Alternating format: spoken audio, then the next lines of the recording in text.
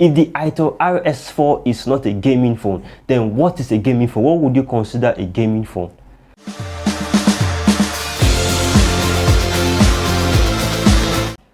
Hello and welcome to another video. As usual, my name is Jeffrey. This is the Inquisitive Universe. Let's get started. So I did a video recently talking about why I do not consider the Itel RS4 as a gaming phone, and I got some feedback. Right? Okay, fine. I did get some feedback, and some people were like, Jeffrey, Helio G99. What are you talking about? Are you serious? That phone is a gaming phone. That phone is a gaming phone. And the phone is everywhere. It's on TikTok, it's on Facebook, it's on everywhere, basically. Even my uncle has one. Okay, I'm kidding, not my uncle.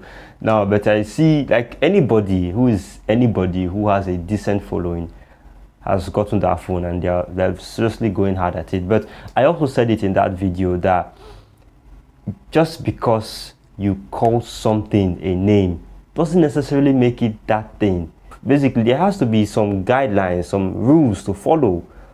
Otherwise, I don't know, like I was trying to like pass this message across, but somebody like, if the Itel RS4 is not a gaming phone, then what is a gaming phone? What would you consider a gaming phone? So that's why I'm here to talk about like the top 5, or rather what I would consider the top 5 Android gaming phones. Top 5 Android gaming phones. These are like serious phones. Now, what would I consider to be a gaming phone? What would I consider like this phone is a gaming phone? What would make me consider a certain phone to be a gaming phone? Well, it's very simple. Here is my criteria. The very first thing is that these phones need to have powerful hardware. By powerful hardware, I'm talking about, of course, the processor. Obviously, they should be running top of the mill, top of the line hardware. Could be anything from a Snapdragon 8 Gen 3, 8 Gen 2, 8 Gen 1, even all the way down to Snapdragon 888. I think Snapdragon 888 is still decent in today's day and age, right? Even with all its heating issues, Snapdragon 888 is a decent processor. It's a decent high-end SoC, so it's got to have powerful hardware, not a lower mid-range Helio G99. Because if we call phones that run Helio G99, we call them gaming phones, then what are we going to call phones with Dimensity 7200, 7S Gen 2 and above? What are we going to call those? Super gaming phones? Please give me a break. They should have gaming shoulder buttons. Yes, at least 2 on the top of the phone. If you angle the phone horizontally, they should have gaming buttons. Most serious gaming phones have gaming buttons at the top of the phone. 3, active and passive cooling systems. Right? Active and these phones, if you're going to call a phone a gaming phone, it should have active and passive cooling systems, because these phones are running powerful hardware that need to be cooled down. Then there should also be high refresh rate displays. The Itel RS4 ticked this box, but it falls short with a 720p display.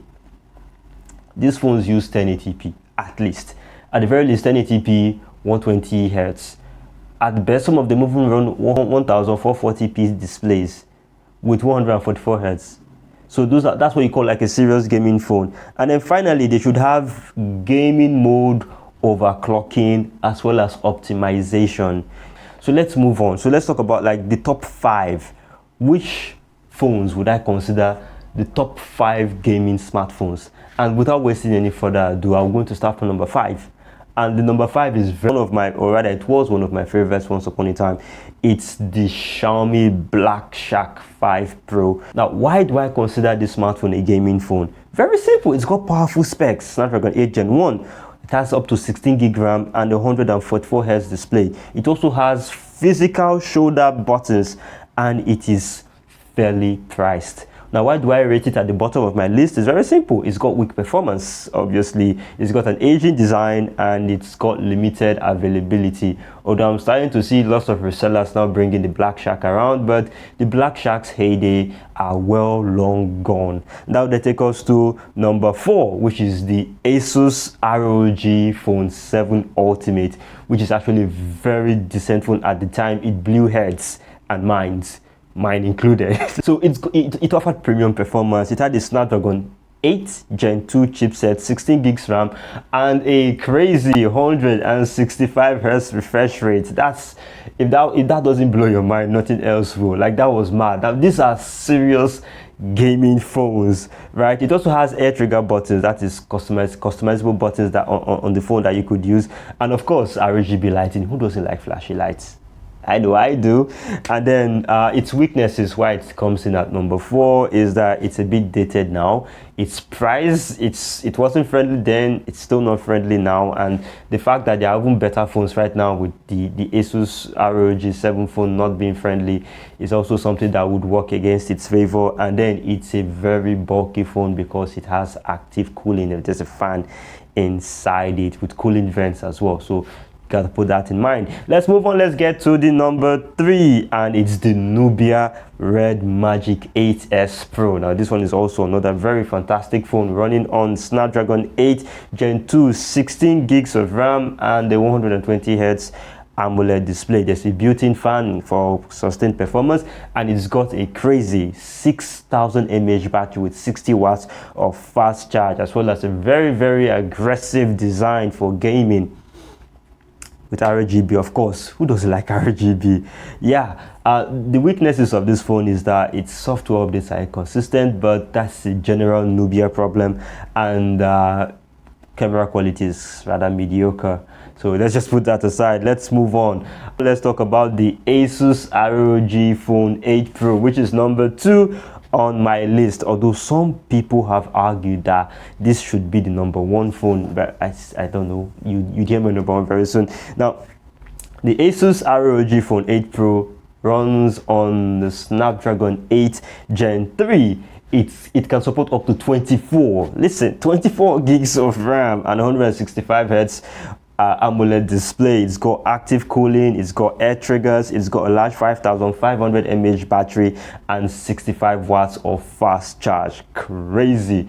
Now, the only thing that's holding this phone back is mostly it is rather very expensive, and it is also quite heavy. Besides that, it pushes the boundaries of what you can get from a smartphone. And that will take us to the number 1, or at least what I consider the number 1, and that's the Nubia Red Magic 9 Pro.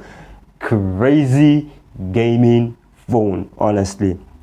It uses the latest 8 Gen 3, just like the aforementioned phone. We mentioned that it's got built-in shoulder triggers, an active cooling system, both passive and cooling, and there's 2 fans on it. 2 fans.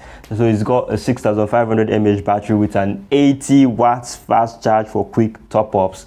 Now, its shortcomings are just the prices, the bulky design, and of course poor cameras. But it's a gaming phone, not a camera smartphone. I just wanted to put that out there. These phones represent the pinnacle of gaming. Now, why do you need a gaming smartphone? Those people who want to play all the best games that are available on the Android platform, from native titles to emulated titles, this is the phone you're looking for. Because I've seen a lot of people with Helio G91 phones, Helio G99, Snapdragon 685, Snapdragon 695, Snapdragon 720G, complaining about Warzone this, Warzone that. Warzone wasn't meant for your smartphone, guys, girls.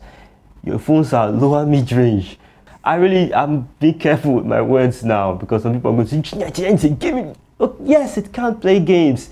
So can other processors in that range too, right? But we don't call them gaming processors.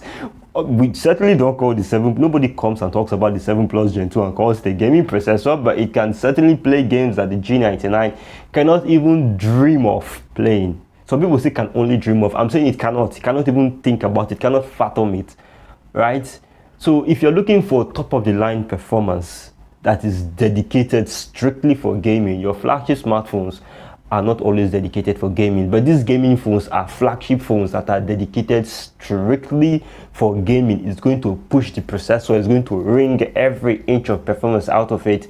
This is the phone for you if you're looking for a super high-end phone, right? Also, if you're looking for enhanced control and you don't want to use a controller like what I've got there, this one has shoulder buttons that you can customize to help you play your game. That's also another one. And then it gives you peace of mind when you know you're buying this regardless of whatever the market is going to throw at you. Doesn't matter the title, could be Warzone, could be anything. You know that your smartphone is capable of playing it, and you're not going to go online looking for, why is my phone not playing this game? No, it gives you peace of mind, and then gives you access to a very wide gaming library. And finally, most of these smartphones, if you notice, they all use Snapdragon SoCs, top of the line Snapdragon SoCs. And of course, Snapdragon SoCs are very optimized for gaming, so you enjoy a lot of gaming optimization, especially for emulated titles. So yeah, should you bother with a gaming phone? If you're a gamer and you have the money to throw around, why not? Absolutely, why not? Why not just flash the cash, right? But if you're a regular gamer like me and you don't have that much to spend, I think you are best going with a flagship killer, something around the Snapdragon 870, Snapdragon 888, Snapdragon 7 Plus Gen 2, Dimensity 8300, around that level, and then you have to find a way to mitigate your gaming performance. But other than that, that is mostly that. So with that, we've come to the end of this video. So you've seen what real gaming phones are and not what they are telling you that it's why when people came outside and said, so this is a gaming phone, I don't see phone they play game like this before. I'm like, seriously? Have you people actually seen actual gaming phones? Can you people afford actual gaming phones? Just because somebody came and told you that this is a gaming phone and because that's what you can afford, now you're... Personally myself, I cannot afford any of the Nubias or Asus or Black Sharks of this world. But I see that these are gaming phones. I can't afford them. That doesn't really make them not to be gaming phones. They are the best in the market, and that's the standard by which we should be judging gaming phones, not the Hideo 99 that is well past its sell-by date. My name is Jeffrey. Thank you very much for coming. Please make sure to like, subscribe, and share. Small actions like this that helps more channels like mine grow. And of course, I'll see you in the very next video. Bye-bye.